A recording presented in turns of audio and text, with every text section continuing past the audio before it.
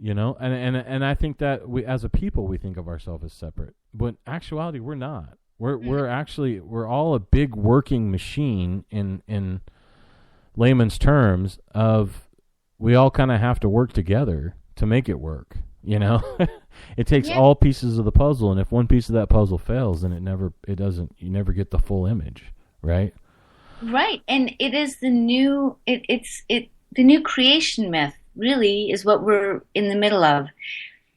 We're realizing that we are through, and this is, as you said, it's through science. It's through the quantum science mostly. Quantum actually means really, really small. So it's looking at the little tiny protons and particles that make up all of life. And all of that which we don't consider alive, but I think is alive, like, the computer. I believe everything has its own field of awareness, but that'll be another show.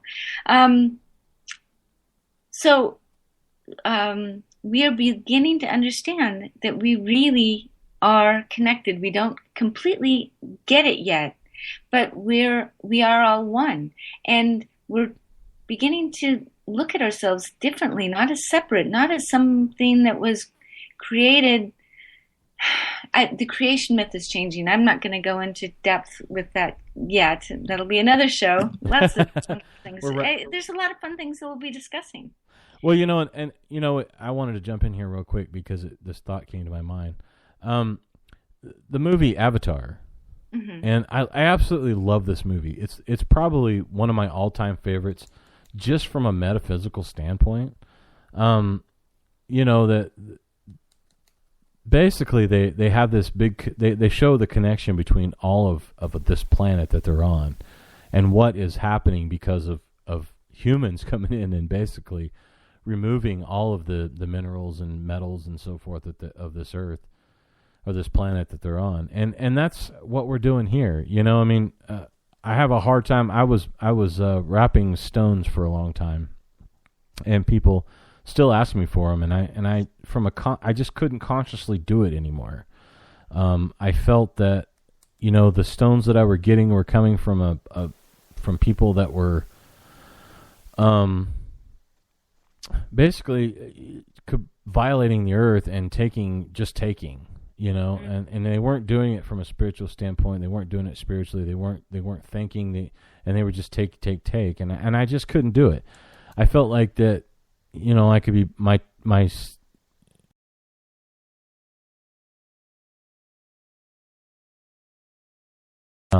It takes a long time for a rock to form. People don't realize that. I have pretty rocks on my table here, and Can you hear me? Yes, can I hear you? Yeah. um, as we begin to realize, really, and when I say that word, I mean it in a very literal way, not just to conceptualize, but to realize that we really are connected with everything. You begin to look at the world the way you're looking at it now, Jonathan, and how do my actions, my choices affect how can I phrase this? Basically, it's how do we affect the world when we move through Right. it? How do my actions, my thoughts, my feelings, how am I affecting everyone and everything around me? I know that people like us that tend to have a more amped up energy field, and we do because everybody is a little more amped up, but when you practice the shamanic acts of raising energy and healing people, it does tend to create a bigger energy field around someone. And my energy field does affect electronics. If I'm upset, if I'm passionate about something, when there's a fluctuation in my energy, Yes, she does. it really, yeah, it does. It affects the electronics. And if anybody Yeah. notices that when she gets on and you'll notice this in the show because I've noticed it. I've done shows with Lorelai before. When she gets to talking about something and is very passionate about it, she cuts out. Yeah. Yeah. Well, I have been known to literally trip circuits when I get upset. Like I found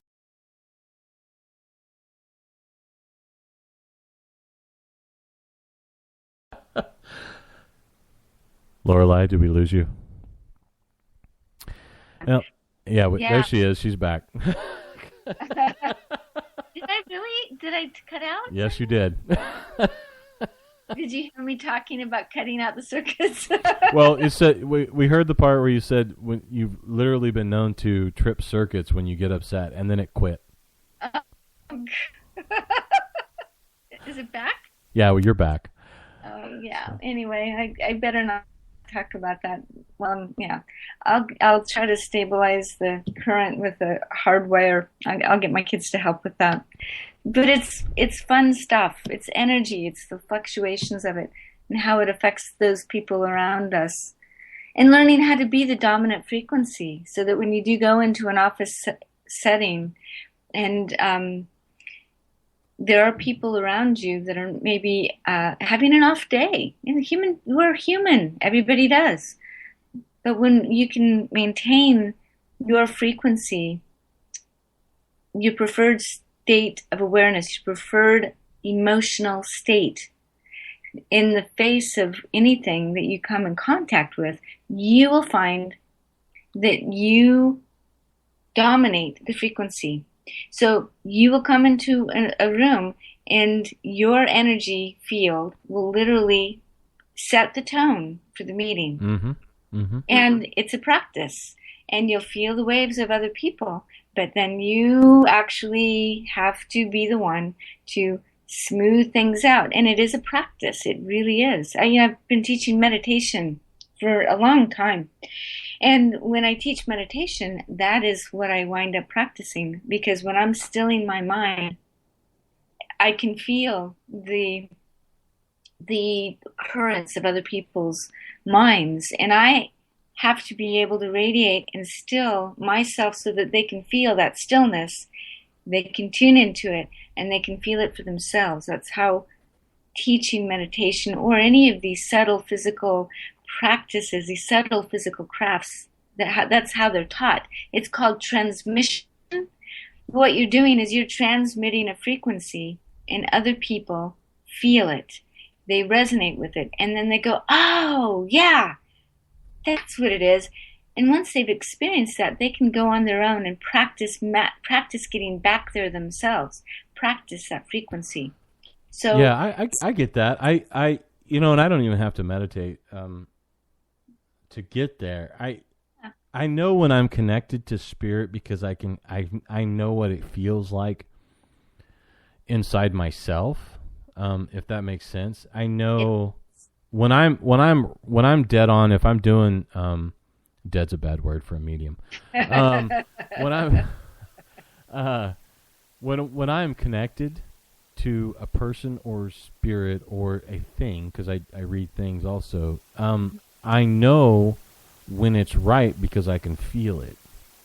And it's a certain vibration that I can feel that is, I'm sure that it's just spirit telling me either this is correct or whatever, so that I know.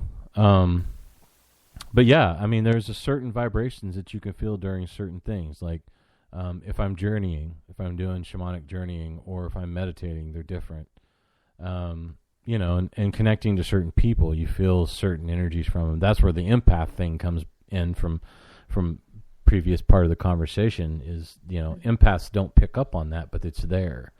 And once they realize that start realizing what it is, they start realizing, I call empathy like the Joneses of the psychic world. Because everybody's empathic, they just don't necessarily realize it. Well, once you start realizing it and start feeling out those energies, and you start realizing that you're picking up more than just, Uncle Joe is angry in the other room, and that's when you start, I think, honing in on what type of psychic you are. Yeah. Makes sense, doesn't it? Yeah, it does. And that's something that people really do have to discover on their own, isn't it? Mm-hmm. You can't really teach a person how it is that they feel. It's sort of like You can't tell somebody what hot feels like. They do have to experience it Right. themselves. And I can't tell you how many times, and I use probably 5 different of the clairs, all 5 of them, just because, and one single reading, and people don't understand that. But if you pay attention to your body and pay attention to the emotions and the energy, and you start picking up on it, then it's almost easier for me, because I know it's sort of like my alphabet. I've talked about my alphabet in other shows. It's your alphabet. It's learning what something particularly means to you, right? Yes. Yep. And you understand this because you're a medium too. Oh, you're kind of a small, but I'm because you're not. I'm a small. What am I small? You're not very tall. Oh, yeah. But I like to feel like I'm tall, but yeah, no, I'm not. You are big in stature. I have big energy, but small body. Yes. That I see. I have a big body and small energy, so it's different. Oh, you have a very big energy. I'm not the only one blowing out the internet here. Well, it's almost time to wrap up the show. I don't want to. No, I know. We really only got to go for an hour. We haven't really completely figured out how long we're going. I think if we have a guest, probably 2 hours is good. Yeah. But, and so. I think it's just you and me. We can only talk for an hour. But well, we could talk all day. We could talk all day, but people would be bored. Listen for about an hour, yeah. And there are some really exciting things we'll be discussing and learning about and teaching about. And I hope that everybody enjoys listening to us as much as we love listening to ourselves. Well, we like to listen to ourselves talk. Hey, you might tell everybody how they can get a hold of you in case they want some healing work. Well, you can certainly reach me through Facebook. I'm Lorelei Hewitt, and through our Facebook page, Wyrd Talk Radio. But my website is called Inner Spirit Medicine, and you can certainly reach me through there. But if you have any questions, we'd love to hear from you. Yeah. You can either contact Jonathan Emmett through Facebook or contact me, Lorelei Hewitt, through Facebook. And just, I should throw this out there that if you Google me, like I said earlier, I just got divorced and changed my name. My married name was Spiegelman, so you might need to Google that, I suppose. I can put that on Facebook or not. Well, best thing is just to get us through Wyrd Talk Radio, Wyrd Talk Radio, and I like weird, and get us through there, and feel free to you'll find us both on that page. I mean, yes. we both post on there, and you're welcome to contact us directly. Right. My website is johnemmett.com or walkthemist.com. Walkthemist.com is kind of in a process of changing right now, but we'll be up and running here pretty soon. And so that's pretty much it for me today. It was great talking to you. It's always good. I always love our conversations. I really enjoyed this, and I look forward to many, many more. All right, Jonathan. Wonderful new beginnings. Thank you, everyone, and we appreciate you coming in today. Bye.